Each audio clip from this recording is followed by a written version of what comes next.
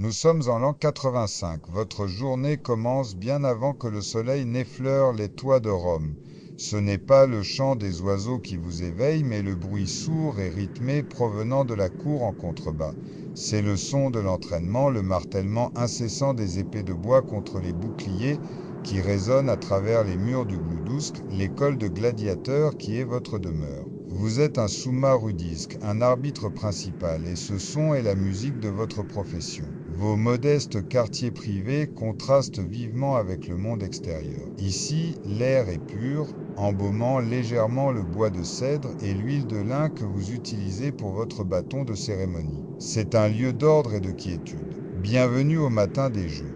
Vous n'êtes pas un combattant, pourtant votre rôle est tout aussi crucial. Vous repoussez une simple couverture de laine dont la texture rêche vous gratte légèrement la peau. Votre lit est un simple grabat, mais il est vôtre, un privilège en ce lieu bâti sur la servitude et le spectacle brutal. En vous levant, vos articulations vous font souffrir d'une raideur familière. Vous êtes un homme d'expérience et cette expérience se lit sur les rides de votre visage et dans la lassitude de vos os. Votre tâche aujourd'hui n'est pas de verser le sang, mais de vous assurer qu'il soit versé selon les règles. D'une manière ou d'une autre, ils ont réussi à créer des règles pour cela. Vous vous dirigez vers un petit coffre en bois où votre uniforme est déposé, plié avec une précision méthodique. S'habiller est un rituel, une lente transformation de l'homme privé en un symbole public d'autorité. Vous enfilez d'abord une tunique d'un blanc immaculé, simple, sans ornement, mais sa sobriété est précisément ce qui importe. Elle vous distingue des couleurs criardes de l'élite et du cuir souillé de sueur des combattants. Par-dessus, vous bouclez une ceinture, sentant la fraîcheur de sa boucle en bronze contre vos doigts. Viennent enfin les objets les plus importants. Vous saisissez vos deux bâtons. L'un est le grudisque, un glaive de bois qui symbolise votre pouvoir d'arrêter un combat, d'accorder la grâce. L'autre est un long bâton, utilisé pour séparer les combattants enchevêtrés sans trop vous approcher. En les tenant, vous sentez un poids familier. Ce ne sont pas des armes, mais des instruments d'ordre. Votre préparation reflète celle des hommes que vous allez juger. Ils affûtent leurs lames, vous affûtez votre concentration. D'une certaine manière, votre esprit est votre plus important équipement. Vous restez un instant debout dans le calme de votre chambre, les bruits lointains du Gloudousc n'étant plus qu'un faible bourdonnement. La ville entière s'éveille lentement, vibrant d'une énergie qui se concentrera bientôt en un seul lieu, le grand amphithéâtre. Votre présence y est essentielle. Vous êtes l'arbitre, celui qui apporte une étrange forme de légitimité au spectacle sanglant de la journée. Vous projetez une image d'autorité méthodique dans un monde de chaos, votre calme attitude étant le fondement sur lequel repose tout le spectacle. Vous prenez une dernière grande inspiration de l'air parfumé au cèdre avant d'ouvrir votre porte, prêt à plonger dans le bruit. Dès que vous franchissez le seuil de vos quartiers, l'atmosphère change instantanément. Vous quittez votre sanctuaire privé pour entrer dans une machine vivante et trépidante. L'air de la cour principale du Gloudousc est lourd des odeurs de sueur, du métal chaud, de la forge et de l'âcre relent de l'énergie nerveuse. Bienvenue dans les coulisses des Jeux. Cet endroit est un carrefour social vital, un point de rencontre chaotique pour toutes les strates de la société impliquées dans l'arène. Vous voyez des entraîneurs aboyer des ordres, la voix rauque. Des armuriers martèlent les casques pour en redresser les bosses, leur cliquetis rythmé formant un contrepoint frénétique au martèlement régulier des épées d'entraînement. Des serviteurs se hâtent, affairés, le visage crispé par le stress. Votre chemin vous mène de l'ordre relatif du Gloudousc vers les arches de pierre massives du Colisée.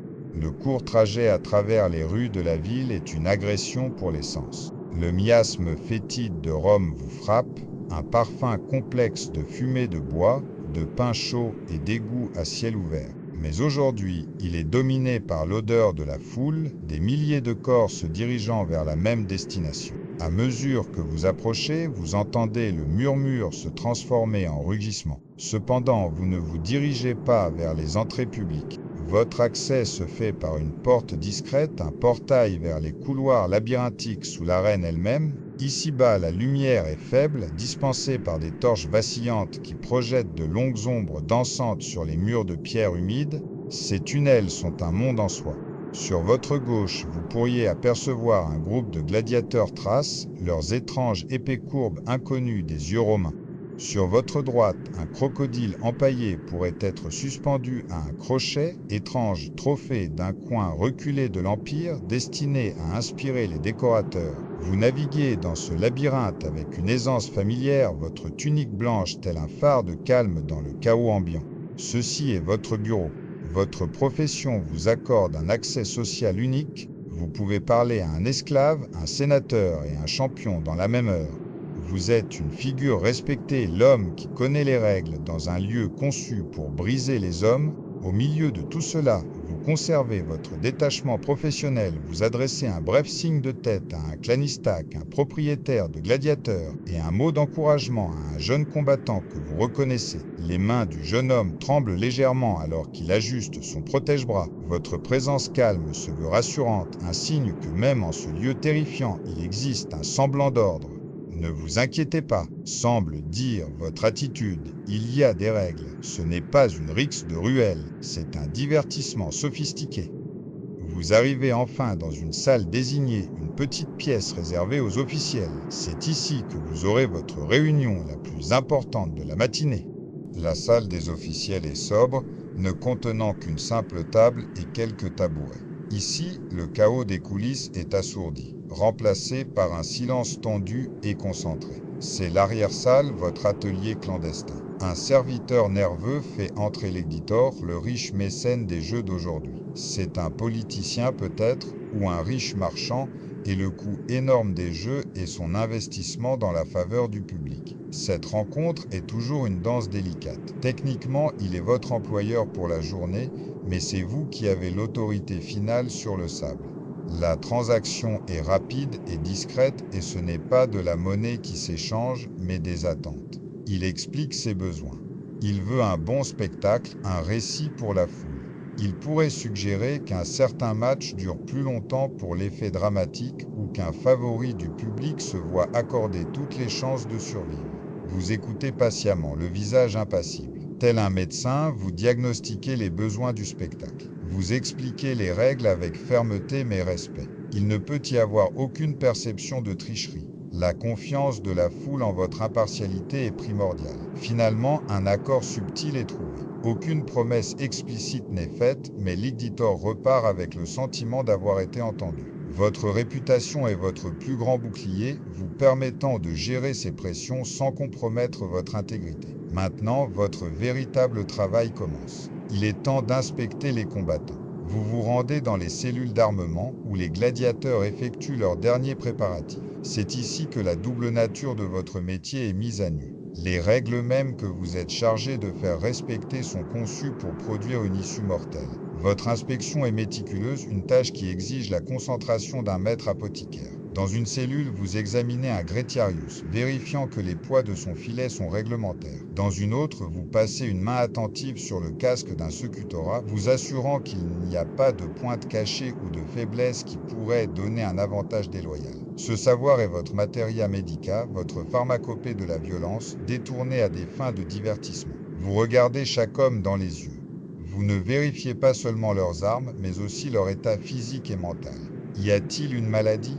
Une blessure cachée, une peur panique qui pourrait transformer un combat en farce. Votre système de poids et mesure est votre expérience, vous permettant de juger de la préparation d'un homme d'un seul regard. Un gladiateur pourrait tenter de cacher une plaie purulente sous une lanière de cuir. Vous la trouvez. Un autre pourrait avoir subtilement modifié la poignée de son bouclier pour une meilleure prise. Vous le remarquez. La frontière entre un combat loyal et un massacre est dangereusement mince, et c'est vous qui l'allongez. Une lourde responsabilité pèse sur vos épaules, négociée dans un lieu de spectacle public. Vos inspections sont terminées. Les gladiateurs sont aussi prêts qu'ils peuvent l'être. L'éditeur est apaisé. Maintenant, le rituel final. Vous quittez les tunnels résonnants et montez une rampe courte et abrupte. Vous émergez de la pénombre pour entrer dans la lumière aveuglante du sol de l'arène. Bienvenue sur le sable. Pour l'instant, le vaste amphithéâtre est vide, une cuvette silencieuse de gradins en pierre s'élevant vers le ciel. Son immensité est toujours à couper le souffle.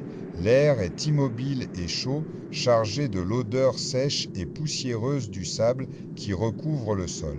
Dans peu de temps, ce lieu sera rempli du rugissement assourdissant de 80 000 personnes, mais pour l'heure, il n'y a qu'un silence troublant. C'est votre moment d'infiltration silencieuse. Vous parcourez toute la circonférence de l'arène, vos sandales crissant doucement dans l'épaisse couche de sable. Vous êtes un espion dans la maison de la mort, observant chaque détail avant que la représentation ne commence. D'un œil expert, vous notez l'état du sable, vous assurant qu'il est ratissé uniformément pour éviter qu'un combattant ne trébuche. Vous vérifiez les trappes et les monte-charges dissimulés dans le sol, vous assurant qu'ils sont bien à niveau et ne deviendront pas un danger. Vous êtes un artisan et ceci est votre atelier. Votre tâche est de connaître cet espace mieux que les hommes qui y combattront et y mourront.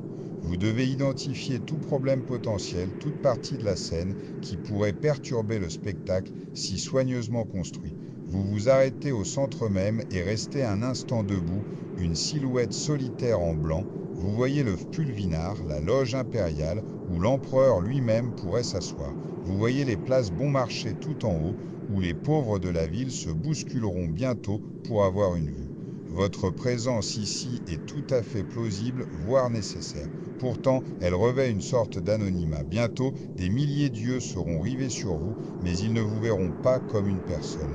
Ils vous verront comme une fonction, un symbole des règles. Vous êtes un fantôme au festin avant même que le banquet n'ait commencé. Vous êtes ici pour veiller à ce que la recette brutale soit suivie avec précision. D'autres jours, au crépuscule, votre travail ne sera qu'un souvenir. Mais ce matin, tout est encore à venir. Vous ne ressentez aucun sentiment de triomphe, seulement la préparation calme et professionnelle d'un homme dont le travail est sur le point de commencer. La tension n'est palpable que pour vous, un faible bourdonnement sous le silence. Une trompette lointaine retentit, signalant que les portes s'ouvriront bientôt au public. Le moment de paix est terminé. Vous retournez vers la porte des officiels, votre ombre s'allongeant sur le sable. Vous vous fondez à nouveau dans le dédale des coulisses, votre bref tour de la scène vide achevé. Votre anonymat a disparu. Désormais, vous êtes le Summa Rudisque et les jeux sont sur le point de commencer. Après avoir couvert les préparatifs des arbitres, marquons une courte pause. Nous avons planté le décor, la routine matinale du Summa Rudi et l'ambiance de l'amphithéâtre avant que la foule n'arrive. Dans les chapitres à venir, nous nous pencherons sur les devoirs les plus critiques de ces hommes, nous étudierons les règles complexes qu'ils appliquaient, comment ils rendaient le jugement de vie ou de mort face à un gladiateur implorant la clémence, ainsi que les témoignages historiques sur les dérapages, des émeutes et actes d'insoumission jusqu'aux accusations de corruption. Pour découvrir toute l'histoire de ces officiels antiques, pensez à aimer liker cette vidéo et à vous abonner pour ne rien manquer de notre analyse. Place maintenant à une brève intermission. Le chapitre suivant débute dans un instant. Retournons dans l'arène. Nous sommes en l'an 80 de notre ère et vous vous tenez non pas sur le sable maculé de sang, mais juste à côté. Le rugissement des 50 000 spectateurs du Colisée est une force physique, une vague sonore qui vous oppresse de toutes parts. Vous pouvez sentir l'étrange mélange de sueur, de vin renversé et de l'air chaud et poussiéreux de Rome. Mais vous n'êtes ici ni pour vous battre, ni pour regarder. Vous êtes ici pour travailler. Félicitations, vous êtes un arbitre de gladiateurs romains. Votre travail consiste à mettre de l'ordre dans le chaos magnifique et brutal des jeux. Attention, vous n'êtes pas un simple officiel quelconque vêtu d'une tunique propre. Dans le monde de l'arène, il existe une hiérarchie très claire, et vous en faites partie. 2 gladiateurs sont engagés dans un combat, leurs lames résonnant l'une contre l'autre. Tournant prudemment autour d'eux se trouvent 2 hommes qui tiennent le destin des combattants entre leurs mains. L'officiel principal, celui qui a le plus d'autorité, est le Exsumma Rudisque. Son titre signifie littéralement « premier bâton » ou « bâton supérieur ». Il est l'arbitre en chef. Sa parole est sans appel. Un léger hochement de tête de sa part peut accorder la vie à un gladiateur tombé. Un geste subtil peut sceller son sort. Pour les hommes qui se battent, sa présence est plus imposante que celle de l'empereur. Vous remarquerez peut-être un autre arbitre à proximité, peut-être un peu plus jeune, un peu moins décoré. C'est le Exunda Rudisk, le deuxième bâton. Il est l'assistant, l'officiel de soutien.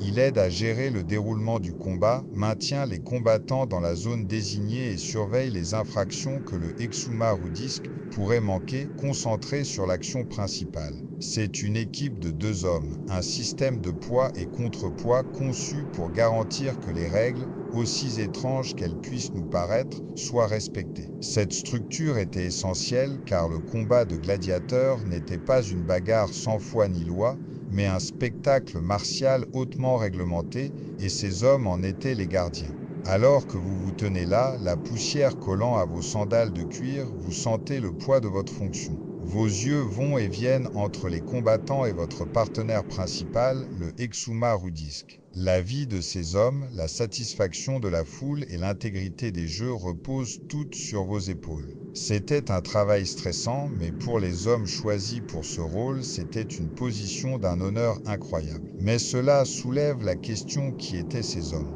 Où les Romains trouvaient-ils des gens qualifiés pour superviser un combat à mort? La réponse est plus simple et plus logique que vous ne pourriez le penser. Ils engageaient les experts. Le parcours pour devenir arbitre dans l'arène romaine était presque toujours le même. En l'an 95 de notre ère, vous observez le Cludusque, l'école d'entraînement des gladiateurs. L'air est chargé d'une odeur de sueur et de cuir huilé. Vous entendez le choc rythmé des épées d'entraînement en bois. Les hommes que vous voyez arbitrer les combats d'entraînement ne sont pas de jeunes recrues. Ils sont plus âgés, leurs visages sont marqués de cicatrices, leur corps puissant, mais portant les stigmates d'une longue et difficile carrière. Ces hommes, le Xuma Rudisk et le Xekunda Rudisk, étaient presque exclusivement des gladiateurs à la retraite. Mais ce n'étaient pas n'importe quel combattant retraité, c'étaient des légendes.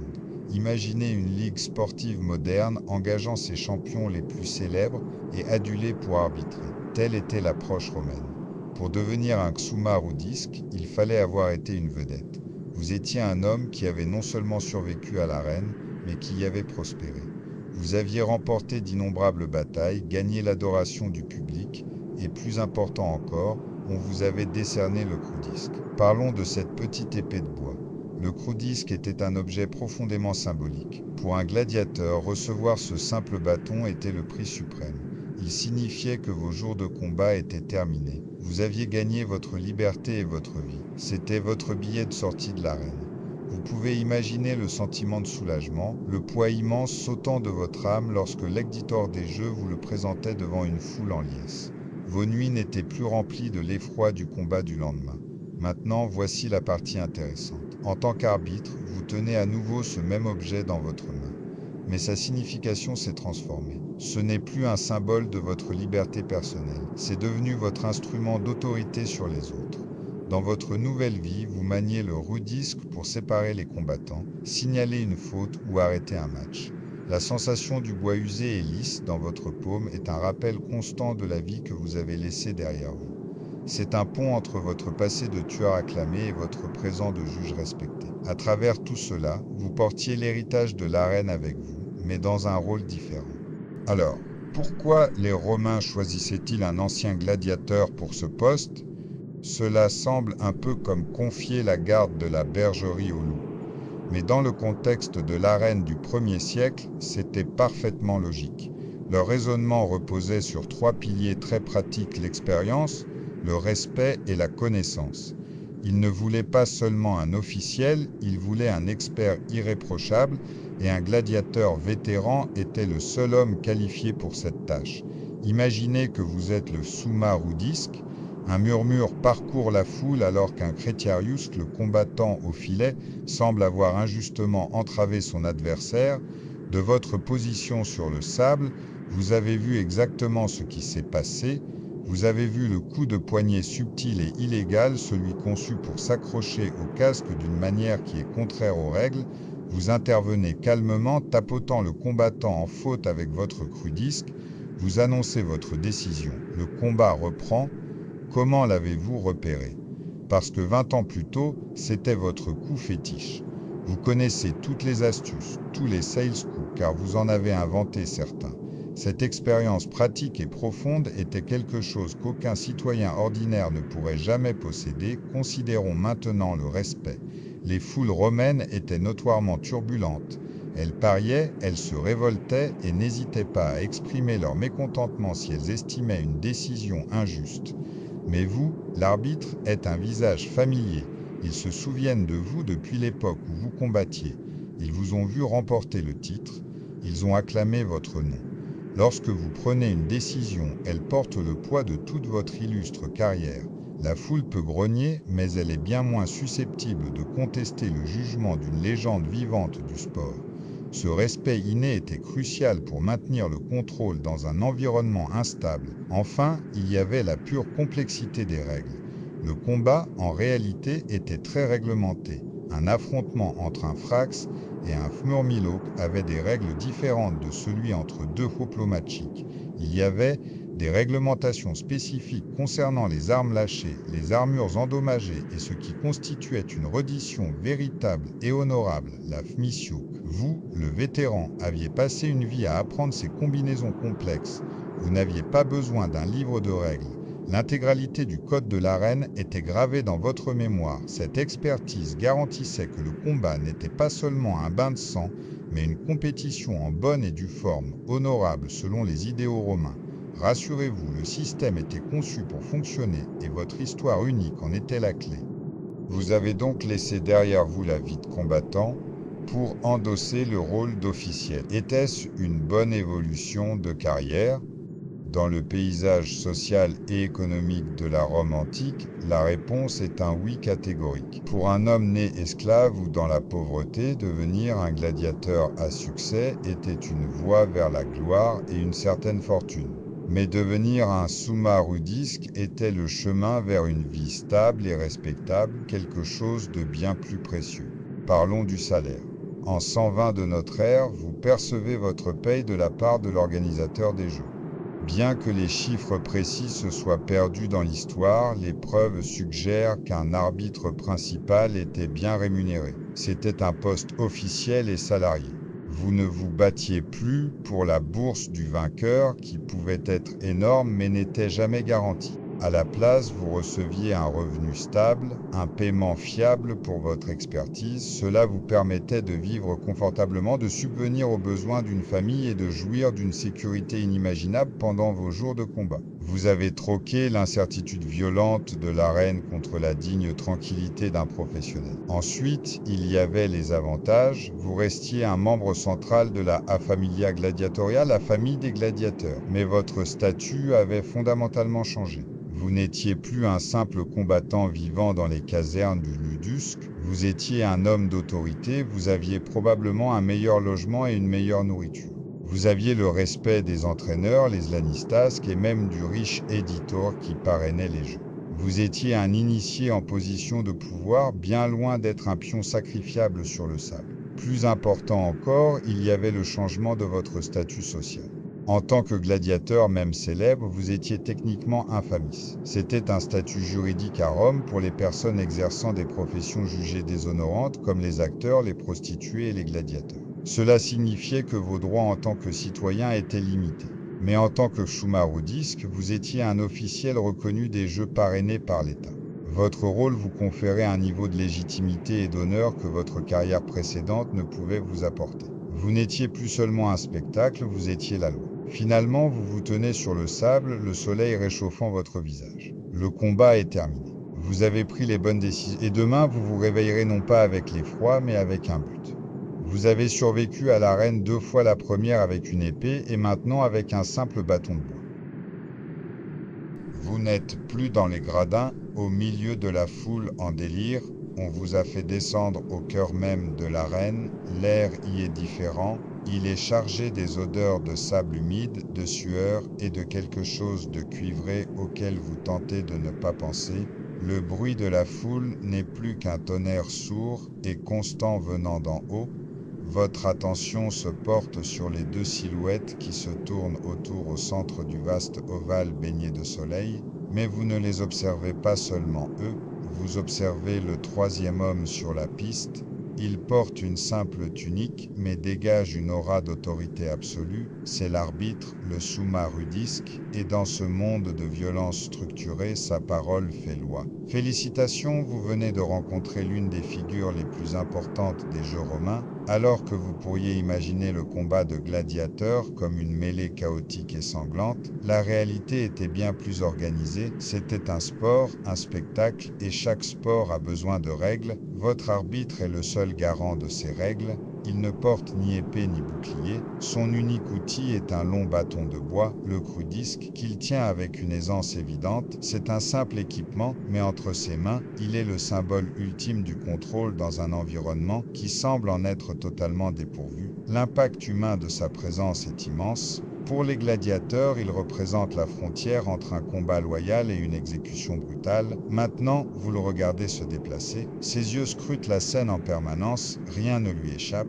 Les deux combattants, un Gretiarius armé d'un filet et un Secutor lourdement protégé, s'affrontent depuis un moment. Vous pouvez sentir la chaleur qui émane du sable et voir la fatigue s'installer. Le Secutor se jette en avant, mais son attaque est maladroite, dictée par l'épuisement. Le Gretiarius l'esquive facilement et, dans un moment de frustration, balance l'extrémité plombée de son filet vers l'arrière du genou non protégé du Secutor. Avant que le coup ne puisse porter, l'arbitre est là. Il se déplace avec une vitesse qui vous surprend. Un coup sec retentit lorsque son rudis intercepte l'arme. Il sépare les deux hommes, son bâton fermement tenu entre eux. Il vient de siffler une faute. Cette intervention est cruciale. Voyez-vous, les règles de l'arène étaient étonnamment complexes, conçues pour garantir un bon spectacle au public. Une blessure était acceptable, voire encouragée, mais il devait s'agir de la bonne sortèque de blessure. Un mauvais coup qui pourrait mettre fin au combat prématurément décevrait la foule et l'éditeur, l'homme qui finançait les jeux.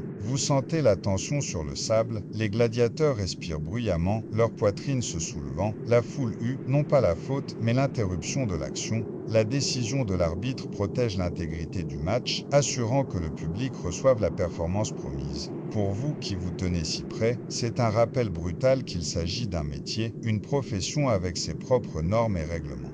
Concentrons-nous sur les règles elles-mêmes. Au 1er siècle de notre ère, les duels de gladiateurs ressemblaient à un jeu complexe de pierre-papier-ciseaux, chaque type de combattant ayant des avantages et des inconvénients spécifiques. Les règles étaient adaptées à ses pairs pour maintenir un combat équilibré et divertissant. Pour votre Gretiarius et votre Secutor, la dynamique est claire. Le Gretiarius est agile mais légèrement armé, comptant sur son trident et son filet. Le Secutor est un tank, protégé de la tête aux pieds mais plus lent et avec un casque qui limite sévèrement sa vision et son ouïe.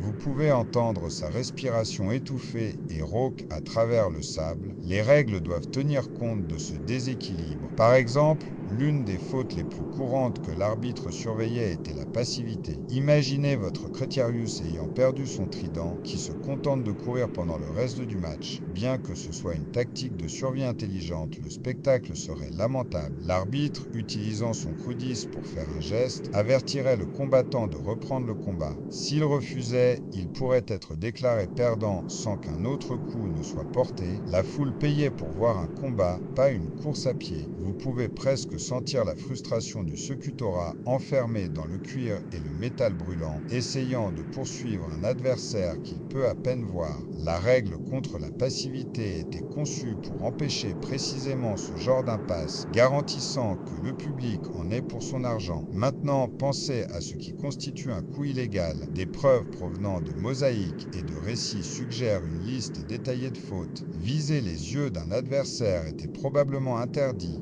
Frapper un homme qui avait trébuché et était tombé, mais qui n'avait pas encore été désarmé ou ne s'était pas formellement soumis, pouvait également entraîner une pénalité. Vous observez attentivement l'arbitre. Il peut pointer son rudisque vers un combattant pour l'avertir. Il n'est pas seulement un observateur, il est un participant actif façonnant le déroulement du combat. Vous pourriez le voir arrêter le combat pour vérifier si le signal de soumission d'un gladiateur, un doigt levé, était authentique. Il devait interpréter l'intention réaction du combattant au milieu d'une scène chaotique, le coût humain d'une mauvaise décision était énorme, un signal de reddition manqué pouvait signifier la mort d'un homme, une pénalité injuste pouvait priver un gladiateur d'une victoire et de la prime dont sa famille pouvait dépendre. Alors, la prochaine fois que vous imaginerez deux hommes s'acharnant simplement l'un sur l'autre, souvenez-vous de l'arbitre se tenant calmement au milieu de tout cela. Il était là pour s'assurer que le combat, malgré toute sa brutalité, se déroulait selon un ensemble de règles strictes et complexes.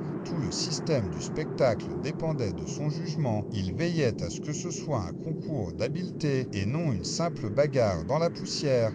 Mais voici ce qui pourrait vous surprendre le plus. Le travail de l'arbitre ne consistait pas seulement à appliquer les règles, et il consistait aussi à interrompre le combat. Imaginez que vous êtes dans les gradins vers midi. Le soleil est implacable et la chaleur est une véritable chape de plomb. En bas, sur le sable, les deux gladiateurs sont dans une impasse. Leurs boucliers sont cabossés, leur souffle est court et leurs mouvements sont devenus lents et prévisibles. La foule commence à s'impatienter. C'est à ce moment que votre souma rudisque peut intervenir et demander un temps mort. Cela semble étrange, n'est-ce pas? Une pause dans un combat à mort. Mais cela arrivait. Vous découvrez alors une facette de l'arène que vous n'aviez jamais vue. Tandis que l'arbitre maintient les deux combattants à distance avec son bâton, deux autres hommes se précipitent sur le sable. Ce ne sont pas des gladiateurs, ce sont les clanistaques, les entraîneurs et propriétaires des hommes qui se battent. Considérez-les comme les hommes de coin dans un match de boxe moderne.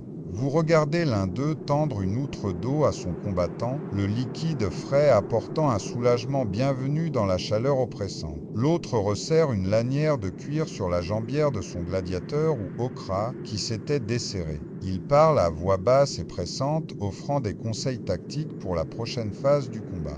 C'est un moment de calme procédural surprenant au milieu de la violence. Rassurez-vous, la foule n'est pas flouée. Ces pauses faisaient partie du spectacle. Elles étaient conçues pour prolonger l'affrontement et augmenter la tension dramatique. Un court repos pouvait permettre aux combattants de récupérer juste assez de force pour continuer, rendant le dénouement final plus spectaculaire. Vous pourriez voir un gladiateur recevoir des soins médicaux rapides pour une blessure mineure et non mortelle. Une coupure pouvait être rapidement bandée pour étancher le sang, pas nécessairement pour sauver l'homme, mais pour le maintenir au combat plus longtemps. Pour le gladiateur, ce bref répit était tout. C'était une chance de reprendre son souffle, de se vider l'esprit et de se préparer pour l'assaut final. Pendant tout ce temps, l'arbitre préside. Il décide de la durée de la pause. Il s'assure que les assistants n'interfèrent pas de manière déloyale, peut-être en essayant de donner une nouvelle arme à leurs combattants. Vous voyez comment son rôle s'étend au-delà du simple signalement des fautes. Il est le régisseur de cette pièce macabre. L'impact humain est profond. Cela montre que le but n'était pas toujours une mort rapide. Le but était le divertissement. En autorisant ces pauses, le système donnait au gladiateur une meilleure chance de démontrer son talent et de remporter la victoire. Une chance qu'il n'aurait pas eue s'il avait été simplement abandonné à se vider de son sang sur le sable à cause d'une lanière cassée et d'un pur épuisement. Maintenant, je veux que vous fermiez les yeux et que vous écoutiez un instant. Au-delà de la clameur de la foule, vous pouvez entendre autre chose, de la musique. Au 1er siècle, un match de gladiateurs n'était jamais silencieux. Quelque part au bord de l'arène, vous trouveriez un petit groupe de musiciens. Ils ne jouaient pas seulement une musique de fond pour passer le temps. Ils faisaient partie intégrante de la performance et l'arbitre interagissait avec eux autant qu'avec les combattants. Le son que vous entendez provient probablement d'une grande trompe courbée appelée cornue ou des notes puissantes et mugissantes d'un orgue hydraulique, l'équidrolis. Le son remplit l'arène, vibrant dans votre poitrine. Ces musiciens avaient un travail spécifique, dicter le rythme et le tempo du combat. Imaginez que vous regardez à nouveau le match. Les deux gladiateurs se tournent autour avec méfiance. La musique est lente, tendue, un unique battement de tambour marque le temps. Vous pouvez sentir l'attente dans l'air. Puis, alors qu'un gladiateur voit une ouverture et se lance à l'attaque, la musique s'enfle. Le cornu sonne une fanfare dramatique et les percussions deviennent frénétiques et bruyantes. Ce n'était pas seulement pour le plaisir de la foule. C'était un signal pour les combattants eux-mêmes, une impulsion auditive pour intensifier l'action et encourager l'agressivité. Le spectacle tout entier était une production soigneusement chorégraphiée. L'arbitre était le chef de cet orchestre macabre. Vous le verriez utiliser des signaux manuels ou son brudisque pour communiquer avec les musiciens. Si le combat devenait trop lent et ennuyeux, il demanderait une musique plus énergique et plus rapide pour stimuler les combattants. Si les combattants devenaient trop frénétiques et téméraires, risquant une fin prématurée au duel, il pourrait demander une musique plus calme pour les ralentir. Il gérait l'énergie émotionnelle de tout l'événement, utilisant le son pour manipuler les sentiments de chacun, de l'empereur au spectateur le plus pauvre assis tout en haut des gradins. Au final, cela ajoute une autre couche de complexité à ce que vous pensiez savoir. L'élément humain ici est fascinant. Pour un gladiateur, la musique devenait partie intégrante de ses sens au combat. Il apprenait à associer certains signaux musicaux à des moments d'attaque ou de défense. Pour vous, debout sur le sable, cela transforme l'expérience. Ce n'est plus seulement un combat. C'est une performance multimédia. L'arbitre, les combattants et les musiciens travaillaient tous ensemble, consciemment ou non, pour créer un récit dramatique de lutte, d'habileté et de survie. C'était une forme de divertissement brutal mais très sophistiqué. D'une manière ou d'une autre, il parvenait à transformer la violence pure en une sorte d'art. Imaginez-vous debout sur le sable brûlant du Colisée. Le soleil tape sur votre nuque et l'air est lourd de l'odeur cuivrée du sang et de l'âcre parfum de la sueur. Le rugissement de la foule est une force physique, un mur de son qui vous oppresse de toutes parts. Au centre de ce chaos, un duel a atteint son point culminant. Un gladiateur, le corps meurtri et saignant, perd l'équilibre. Son bouclier glisse sur le sable et son épée lui échappe des mains, épuisé. Il est vaincu. Mais il n'est pas mort. Le vainqueur se dresse au-dessus de lui, l'arme levée, le soleil scintillant sur le métal poli. Votre cœur martèle votre poitrine tel un tambour frénétique contre vos côtes. À cet instant, sur le sol poussiéreux de l'amphithéâtre, l'homme vaincu dispose d'une dernière option. Il peut formellement se rendre et demander que sa vie soit épargnée. Il ne s'agit pas d'un plaidoyer chaotique ou d'une tentative désespérée. Selon la tradition romaine, c'est un acte procédural très spécifique. Vous le regardez lever lentement un seul index vers le ciel. Ce geste est connu sous le nom d'acte digitum, ce qui signifie au doigt. Dès que son doigt se lève, le combat est officiellement terminé. Le jugement va commencer. L'arène entière retient son souffle, le faible murmure de milliers de voix créant un son semblable à un océan lointain. Maintenant, votre rôle en tant que summa rudis devient absolument critique. Au moment où vous voyez ce doigt levé, vous devez agir. Vous avancez d'un pas décidé, votre long bâton de bois, le rudisque, tendu devant vous. Le bois brut vous est familier et solide dans vos mains. Vous vous interposez physiquement entre les deux gladiateurs, formant une barrière nette entre la victoire et un coup final potentiellement illégal. Ici, votre autorité est incontestée. Le vainqueur, respirant lourdement, doit baisser son arme et reculer. Il a fait sa part. L'homme vaincu, dont le destin ne tient qu'à un fil, se tourne vers vous avec un mélange de peur et d'espoir.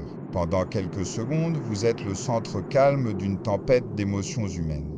Le combat étant officiellement arrêté, votre fonction change. Vous n'êtes plus un simple arbitre, vous devenez le maître de cérémonie d'une décision de vie ou de mort. Vous vous tournez vers le gladiateur vaincu, toujours au sol, et vous le présentez formellement au juge suprême des jeux.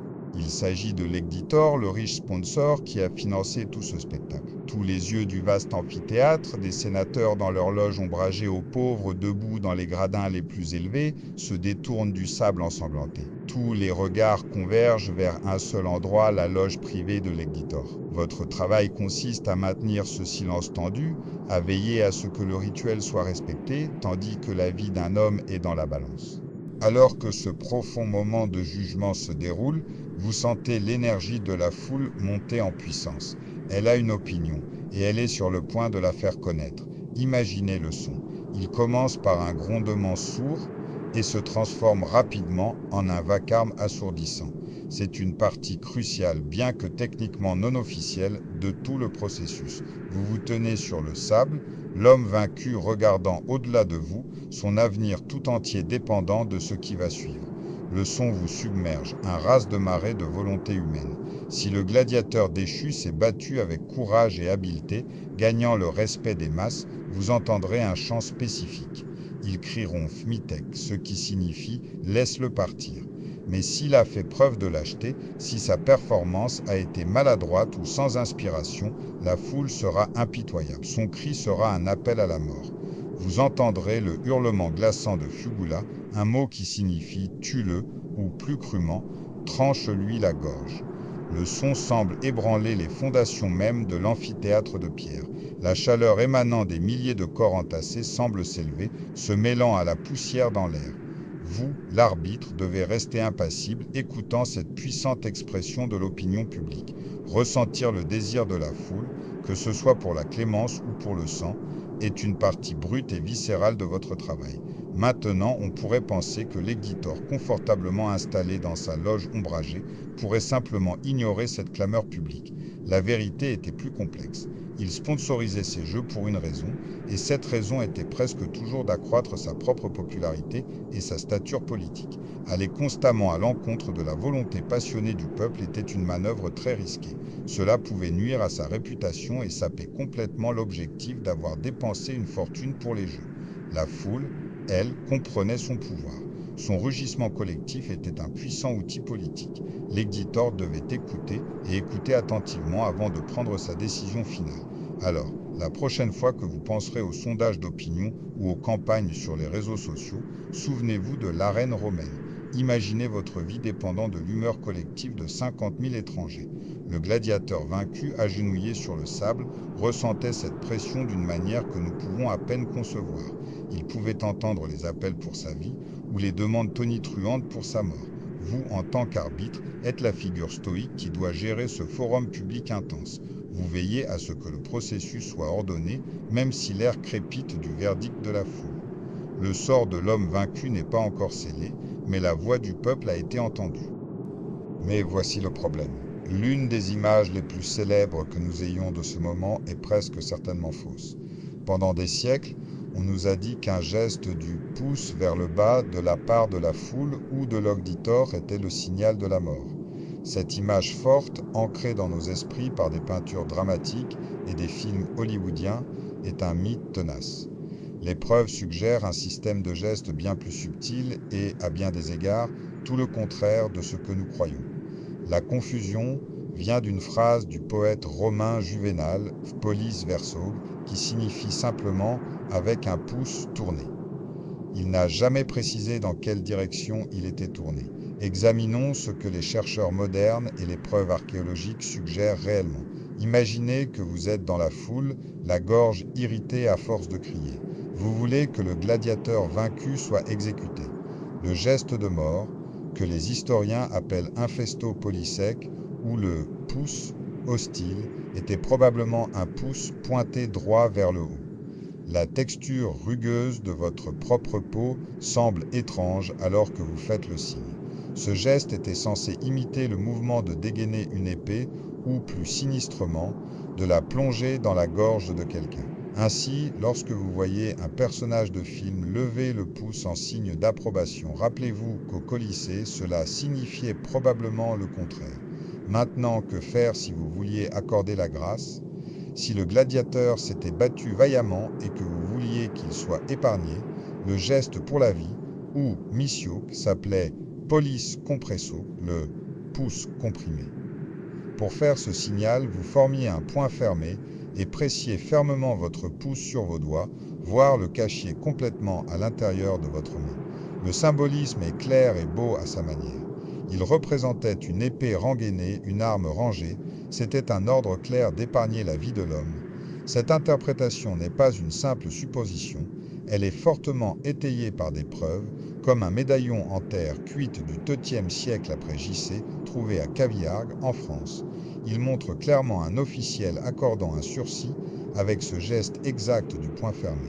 Parfois, aucun geste n'était nécessaire, on pouvait voir des milliers de personnes dans la foule commencer à agiter un morceau de tissu, leur mappard ou mouchoir.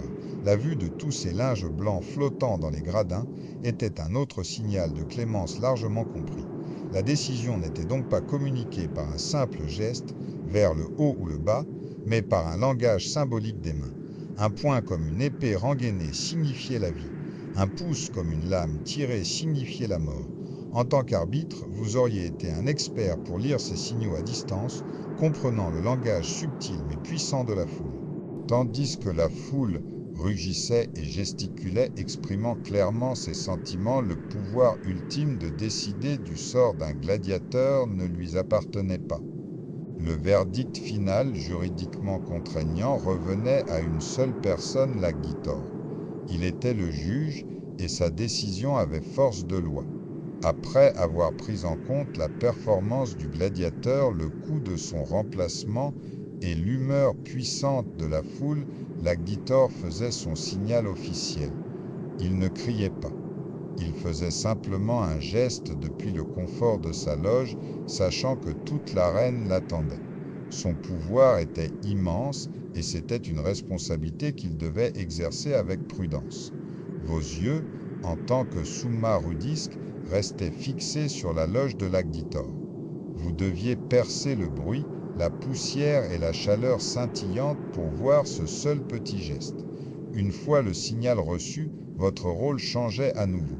Vous deveniez le messager du destin. Vous vous détourniez de l'Agditor pour communiquer son verdict aux deux combattants qui attendaient sur le sable.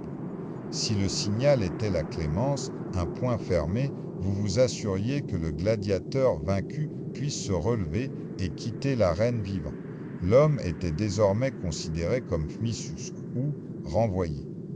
Vous pouvez imaginer le sentiment de soulagement, l'air frais sur sa peau alors qu'il quittait enfin le sable brûlant en boitant. Mais si le verdict était la mort, un pouce pointé vers le ciel, votre travail consistait à superviser un rituel solennel et ancien. Vous reculiez laissant de l'espace au vainqueur. La tradition dictait la suite. On attendait du gladiateur vaincu qu'il accepte son sort avec honneur et courage. Il s'agenouillait souvent devant son adversaire, saisissant parfois la cuisse du vainqueur en signe de soumission.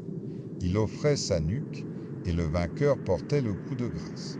C'était généralement un coup d'épée rapide dans le cou ou entre les omoplates conçu pour être rapide. C'était un moment sinistre et glaçant. Pendant tout ce temps, votre travail consistait à vous assurer que cet acte final et fatal soit exécuté selon la tradition. Vous étiez là pour maintenir l'ordre même dans la mort. Vous veilliez à ce que le vainqueur agisse proprement et que le perdant meure avec la dignité exigée par le code romain. Aussi étrange que cela puisse paraître, c'était considéré comme une fin noble. Pour vous, l'arbitre, le combat était maintenant vraiment terminé. Vous aviez guidé la compétition de ses premiers instants jusqu'à sa conclusion solennelle et souvent définitive. Le bruit de la foule recommençait à enfler, mais votre travail dans l'arène était achevé. En tant que summa rudis au Colisée, vous comprenez que votre rôle est d'être le point d'ancrage au milieu d'une mer de chaos maîtrisé. Vous êtes l'incarnation des règles et du rituel, la fine frontière qui sépare une compétition officielle d'une mêlée anarchique. Mais parfois, le système que vous défendez s'effondre tout simplement. Dans ces moments, l'ordre si soigneusement construit vole en éclats et vos pires cauchemars se déchaînent sur le sable brûlant. Votre autorité, votre expérience et votre vie sont tout en jeu lorsque la violence refuse de se laisser contenir. Imaginez, vous êtes au milieu de l'arène, lors d'un combat aux enjeux élevés. Le soleil tape sur vos épaules et le rugissement de la foule est une pression physique contre vos oreilles. Un gladiateur vient de vaincre son adversaire. La foule hurle pour le coup de grâce. Vous faites signe au vainqueur de procéder, mais il ne bouge pas. Il reste là, son épée abaissée, refusant de tuer son camarade tombé. C'est un acte de défi, une confrontation tendue qui pourrait naître de la pitié pour un ami ou d'une provocation directe envers un public assoiffé de sang. Le silence qui succède aux clameurs est terrifiant. Votre travail consiste à faire respecter les règles, mais l'homme armé de l'épée vient d'imposer les siennes. Or, ce défi pouvait parfois mener à une issue surprenante. En 80 après J.C., lors de la grande inauguration de l'amphithéâtre Flavien, vous auriez pu assister à un tel événement. Deux gladiateurs célèbres, Priscus et Verus, se sont battus durant ce qui a semblé une éternité. Ils étaient si équilibrés qu'à l'unisson, ils ont tous deux abaissé leurs épées, reconnaissant une impasse. La foule, saisissant l'incroyable démonstration de talent et de respect, éclata en applaudissements. L'empereur Titus lui-même, agissant en tant qu'auditeur des Jeux ce jour-là, prit une décision sans précédent. Il déclara les deux hommes vainqueurs, leur accordant à chacun le glaive de bois crudis, symbole de leur liberté là, sur le sable. Ce fut un moment magnifique et rare, où le défi fut récompensé par la vie. Mais voilà, tous les actes de défi n'étaient pas si nobles ou si heureux. Dans une autre partie de l'Empire, vous auriez pu être chargé de superviser une bataille navale, une naumachie. Suétone rapporte qu'un groupe de prisonniers, censés être les combattants, refusa tout simplement de se battre.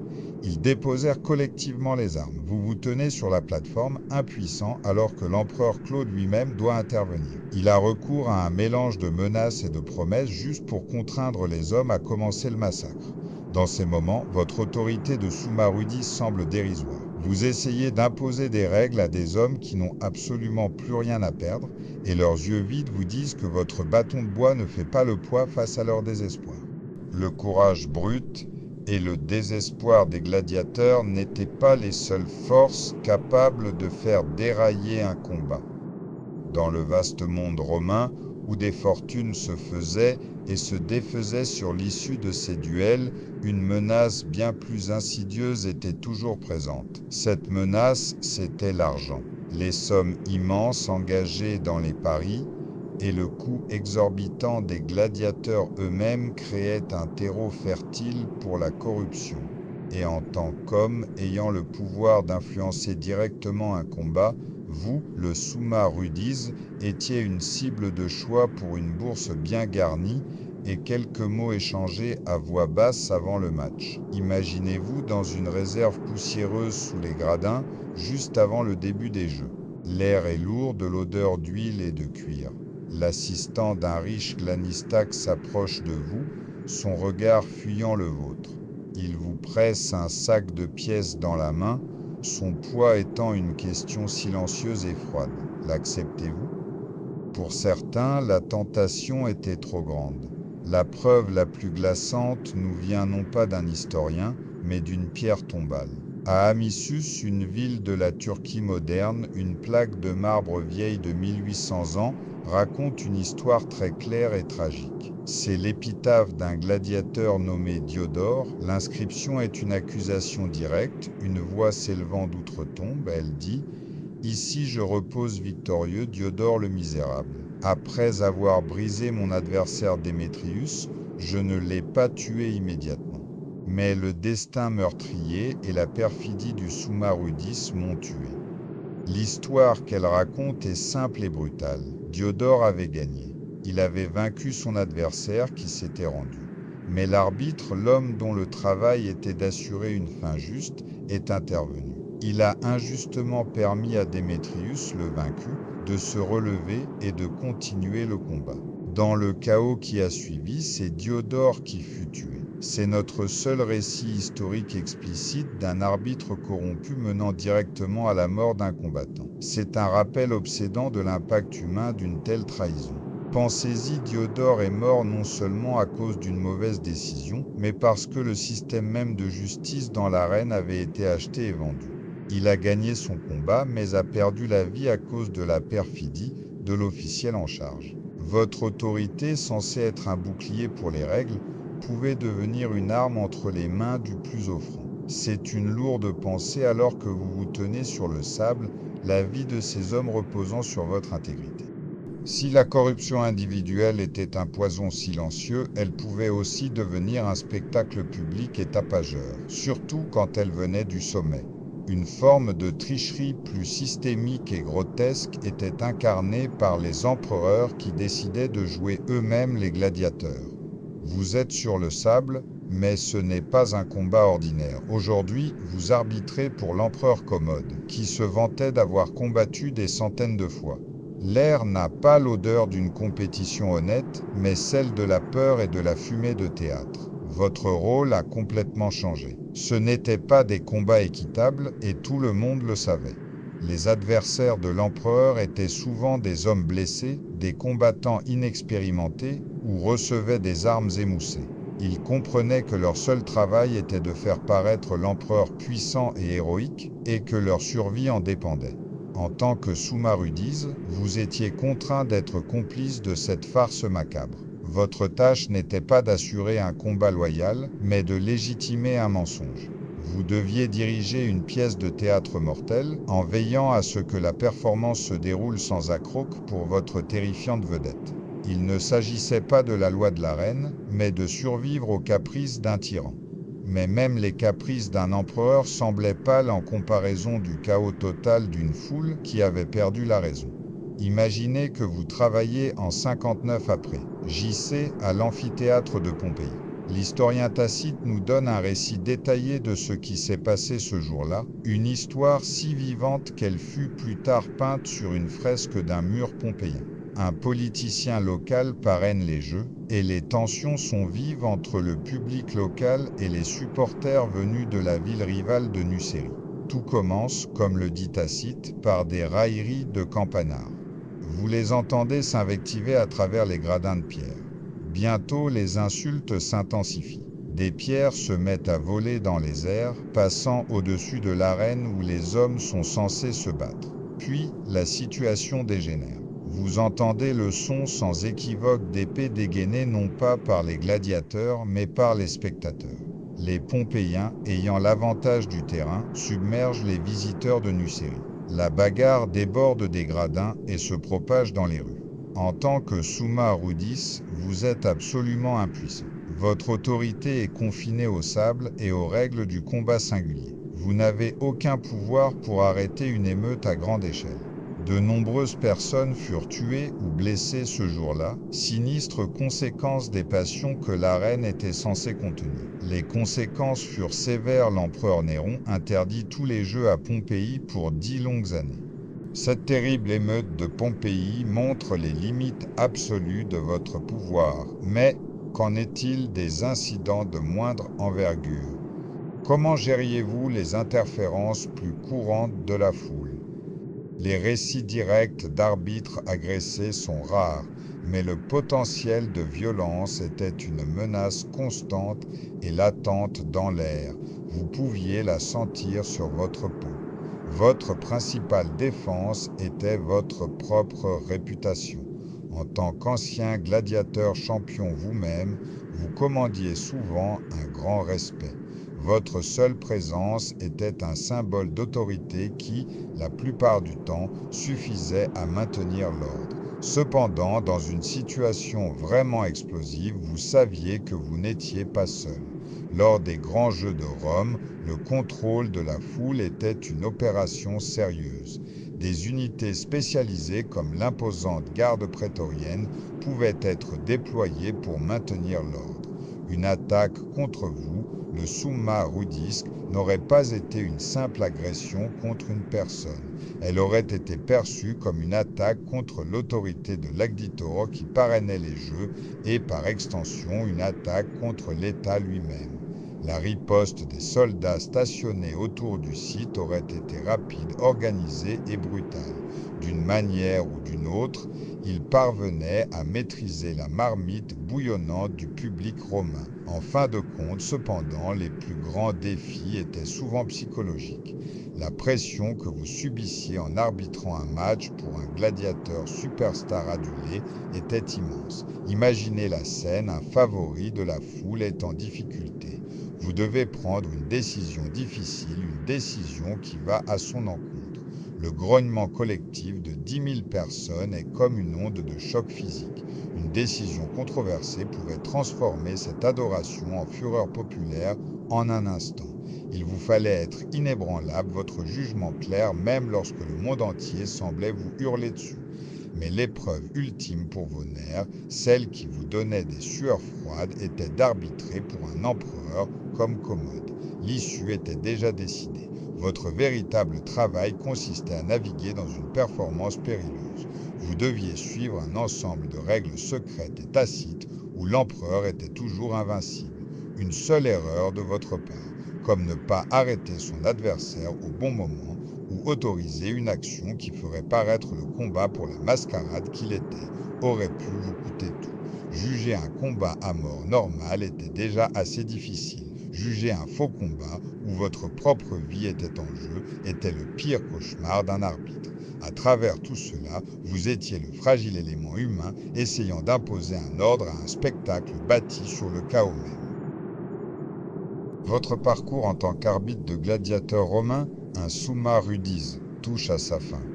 Mais votre histoire est loin d'être terminée. La figure de l'arbitre a été en grande partie oubliée, éclipsée par les légendes des empereurs et des gladiateurs vedettes. Pourtant, votre héritage est peut-être le plus important pour comprendre ce que les jeux étaient vraiment. Vous étiez l'autorité tranquille au cœur du chaos. Vous représentez ce besoin typiquement romain d'appliquer des règles et de l'ordre même aux aspects les plus sauvages de la vie. Reconnaître votre rôle nous oblige à voir l'arène non pas comme un simple lieu de massacre, mais comme un événement social complexe. Imaginez votre dernier jour dans l'arène. Vous vous tenez sur le sable une dernière fois, mais pas pour officier. L'odeur familière de la poussière, de la sueur et du métal chaud emplit l'air.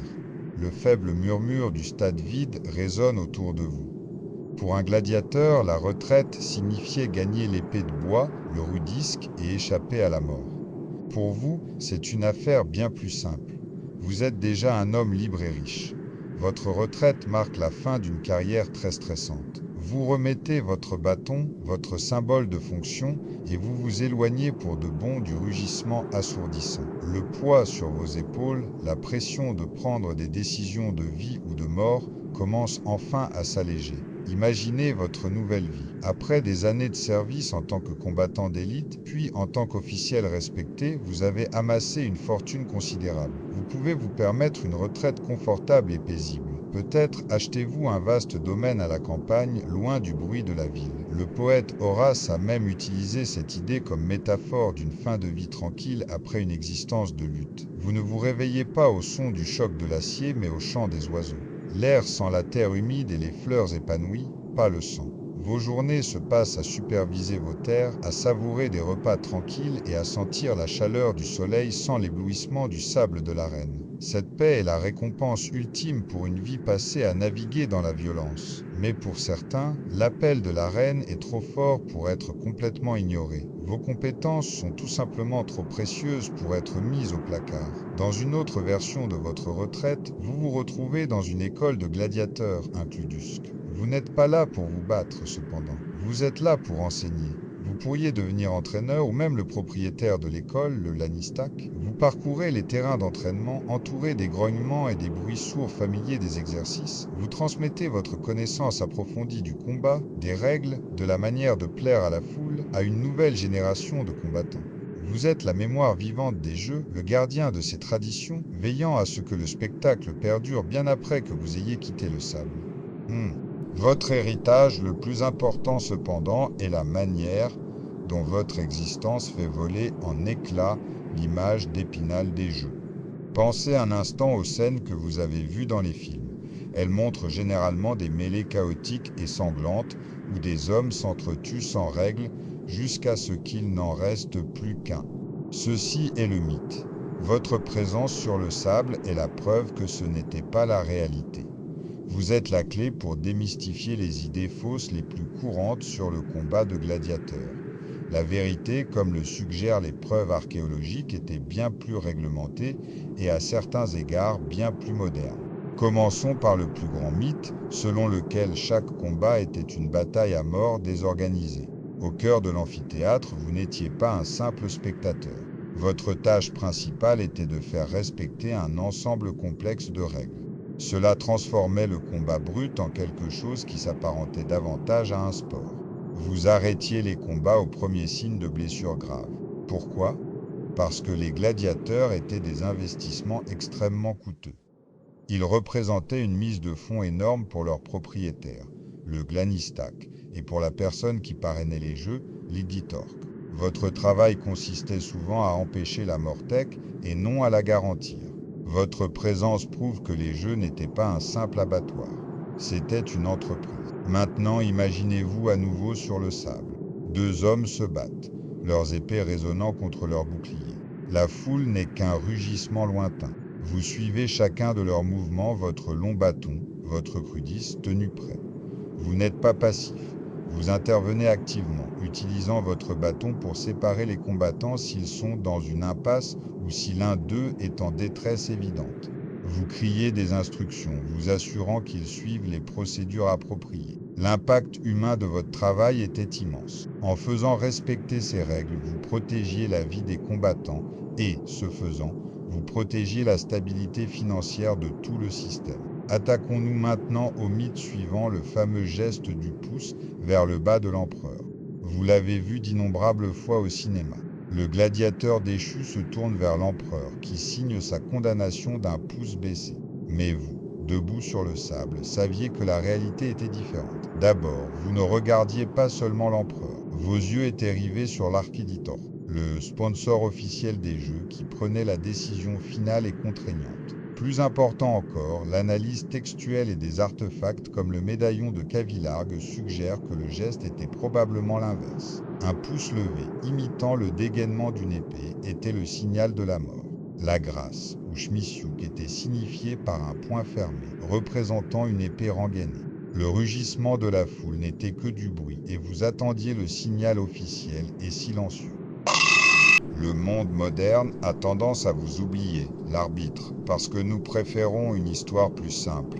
Nous aimons imaginer les Romains comme étant purement barbares. Cela nous donne un sentiment de supériorité confortable sur le plan de la civilisation. Mais quand on ajoute un arbitre, avec un règlement et des procédures, l'image se complique. Cela ressemble moins à de la sauvagerie antique et plus à une industrie du divertissement hautement organisée et professionnelle. Cela tend un miroir inconfortable à nos propres spectacles modernes. Et pour vous, la personne au centre de tout cela, le parcours psychologique était profond.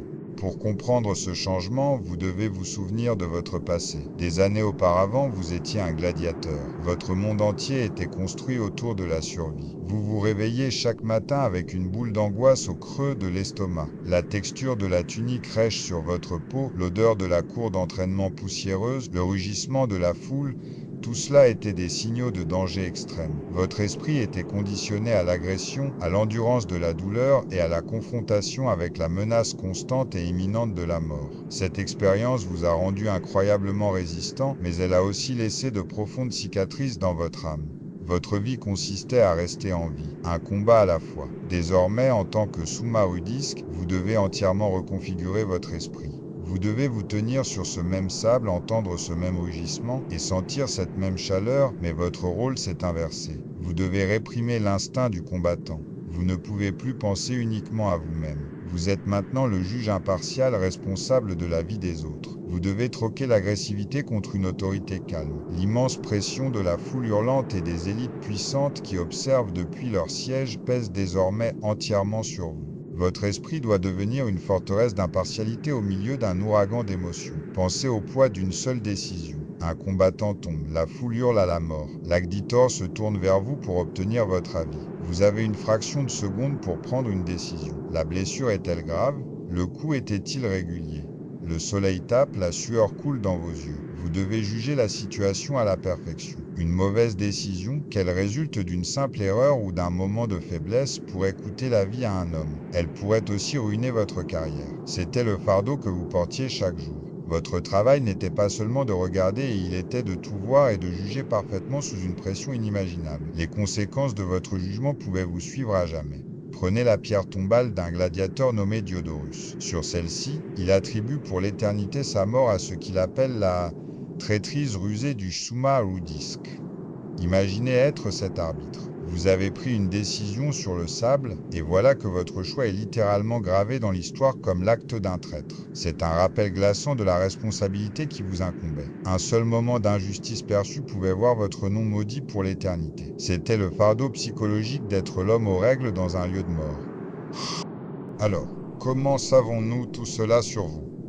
Comment les historiens ont-ils reconstitué la vie d'un personnage si souvent ignoré par la culture populaire ? La réponse se trouve dans les fragments épars du monde romain, dans l'art, les inscriptions et les textes qu'ils ont laissés derrière eux. Chaque pièce nous donne une vision légèrement différente de votre rôle dans l'arène. Rassurez-vous, ces indices peignent un tableau très clair de votre importance. À travers eux, nous pouvons voir votre autorité et votre place centrale dans les jeux. Imaginez que vous marchez à travers les ruines d'une riche villa romaine. Dans une grande salle à manger, vous baissez les yeux et voyez une magnifique mosaïque au sol. Des œuvres d'art trouvées dans des lieux allant de Zliten en Libye à Nenig en Allemagne vous montrent clairement à l'œuvre. Vous y voyez votre propre silhouette vêtue d'une tunique blanche distinctive, se tenant calmement entre deux gladiateurs lourdement armés. Vous tenez votre long bâton, le roue-disque, pour les séparer. Ces mosaïques sont la preuve visuelle et directe de votre existence, de votre tenue et de votre rôle actif sur le sable. Vous n'étiez pas sur la touche, vous étiez en plein cœur de l'action. Maintenant, vous vous retrouvez à déambuler dans un ancien cimetière romain. L'air est calme et silencieux. Ici, vous voyez les preuves épigraphiques, les récits gravés dans la pierre. Vous pourriez tomber sur la pierre tombale de Diodorus avec sa plainte éternelle contre la décision d'un arbitre. Cela nous indique que vos décisions étaient scrutées et mémorisées. Ailleurs, vous pourriez voir une inscription honorifique dédiée à un arbitre célèbre comme Aelius, prouvant que vous pouviez atteindre un statut de célébrité et une reconnaissance civique. Puis, sur un mur de plâtre à Pompéi, vous voyez des graffitis griffonnés par des fans listant leurs combattants préférés. Vous faisiez partie de cette culture de la célébrité, vibrante et parfois obsessionnelle. Les sources littéraires fournissent également un contexte crucial, même si elles sont souvent teintées par les opinions de l'auteur. Dans une bibliothèque, vous pourriez dérouler un parchemin de l'historien Tacite. Il donne un compte-rendu détaillé de la tristement célèbre émeute de Pompéi, qui a commencé lors des Jeux, montrant les limites de l'autorité dans l'arène. Ou vous pourriez lire les lettres d'un philosophe comme Sénèque, qui se plaint de la brutalité sauvage du spectacle, vous donnant un aperçu de la façon dont l'élite romaine percevait votre profession. Même des satiristes comme Juvénal offrent des indices alléchants, faisant des références ambiguës aux gestes de la foule comme le spolis versucre, le pouce tourné. Finalement, votre véritable héritage est que vous représentez le paradoxe central des Jeux romains. Votre présence indéniable sur le sable prouve que les Romains ne se délectaient pas simplement d'une violence chaotique. Ils assistaient à un événement hautement structuré où la mort elle-même était régie par des règles et des jugements officiels. Vous étiez l'agent de cet ordre. Vous êtes un symbole du grand projet romain imposé le cadre de la civilisation aux forces sauvages de la barbarie. Vous avez apporté des règles au combat à mort. Vous avez veillé à ce que ce qui se passait sur le sable ne soit pas un simple meurtre, mais un munus, un devoir public ritualisé, jugé et porteur de sens. En fin de compte, au cœur du divertissement le plus brutal jamais créé, vous étiez l'incarnation silencieuse du système même qui rendait tout cela possible. Et ainsi, la poussière retombe sur le sable. Le rugissement assourdissant de la foule s'estompe en un lointain souvenir, laissant place au silence profond de l'amphithéâtre vide. Nous nous sommes tenus aux côtés du Summa Rudis, avons senti le poids du bâton dans sa main et avons compris qu'au cœur du chaos, il existait un code d'honneur, des règles et une autorité suprême. Alors que vous vous laissez aller, peut-être pouvez-vous encore voir les derniers rayons du soleil frapper les hauts murs du Colisée, un dernier moment de quiétude après que le sort des hommes a été scellé. Merci d'avoir veillé avec nous dans l'arène aujourd'hui. C'est une pensée puissante de savoir que nous avons été témoins de ces vérités ensemble. Le jugement final des Jeux a été rendu, prêt à être inscrit dans les registres officiels. Mais ce registre n'est pas vraiment complet sans la marque de ceux qui ont compris le verdict. Considérez un j'aime comme votre sceau d'approbation finale sur les événements du jour, le sceau officiel confirmant que les règles ont été honorées. Et s'abonner, c'est s'assurer que votre nom figure sur la liste de convocation tenue par l'éditeur, vous garantissant une place dans la loge officielle lorsque les trompettes sonneront pour les prochains Jeux. C'est le seul moyen de garantir qu'aucun verdict de l'histoire ne soit rendu sans vous. Pour l'instant, laissez le son de ma voix devenir un écho lointain. Les portes de l'arène sont verrouillées pour la nuit, les vainqueurs ont été couronnés, les honneurs ont été rendus à ceux qui sont tombés. Il n'y a plus de décision à prendre, plus de vie en jeu. Laissez simplement le calme des gradins vides s'installer en vous et glisser vers un sommeil profond et paisible. L'histoire de l'arbitre sera là, tel un monument silencieux à votre retour. Bonne nuit.